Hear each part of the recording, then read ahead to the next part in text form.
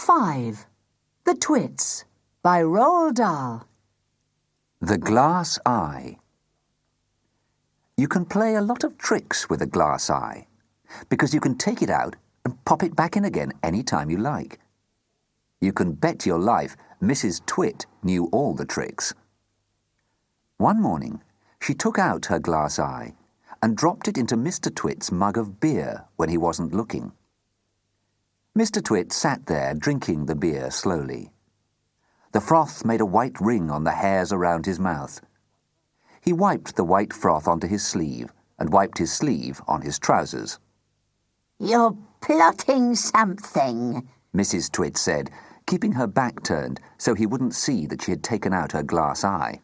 "Whenever you go all quiet like that, I know very well you're plotting something." Mrs. Twit was right. Mr. Twit was plotting away like mad. He was trying to think up a really nasty trick he could play on his wife that day. "You better be careful, because when I see you starting to plot, I watch you like a wombat."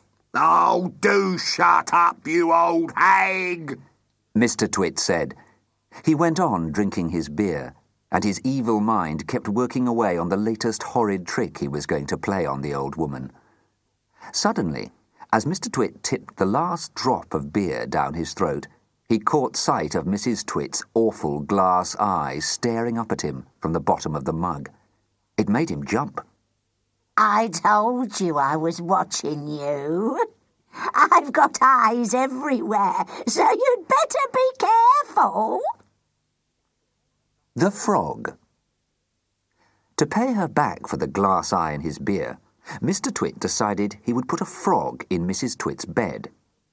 He caught a big one down by the pond and carried it back secretly in a box.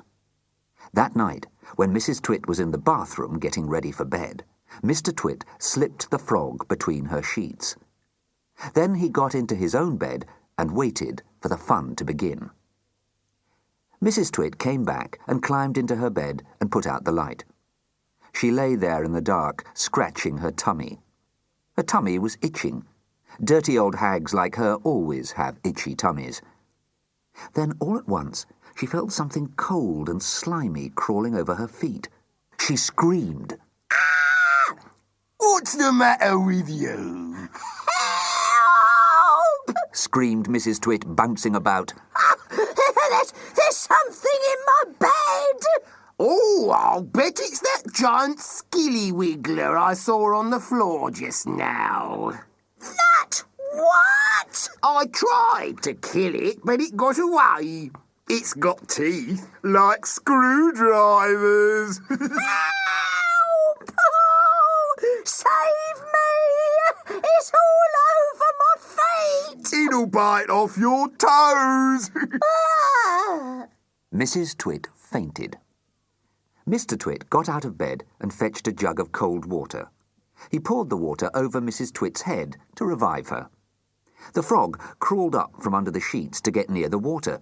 It started jumping about on the pillow. Frogs love water. This one was having a good time. When Mrs. Twit came to, the frog had just jumped onto her face. This is not a nice thing to happen to anyone in bed at night. She screamed again. "By golly, it is a giant skilly wiggler. It'll bite off your nose." Mrs. Twit leapt out of bed and flew downstairs and spent the night on the sofa. The frog went to sleep on her pillow. The wormy spaghetti. The next day, to pay Mr. Twit back for the frog trick, Mrs. Twit sneaked out into the garden and dug up some worms. She chose big, long ones and put them in a tin and carried the tin back to the house under her apron. At 1 o'clock, she cooked spaghetti for lunch, and she mixed the worms in with the spaghetti, but only on her husband's plate. The worms didn't show because everything was covered with tomato sauce and sprinkled with cheese. "Hey, my spaghetti's moving," cried Mr. Twit, poking around in it with his fork. "It's a new kind," Mrs. Twit said, taking a mouthful from her own plate, which of course had no worms. "It's called squiggly spaghetti. It's delicious. Eat it up while it's nice and hot. Mr. Twits started eating, twisting the long tomato-covered strings around his fork and shoveling them into his mouth. Soon there was tomato sauce all over his hairy chin. It's not as good as the ordinary kind.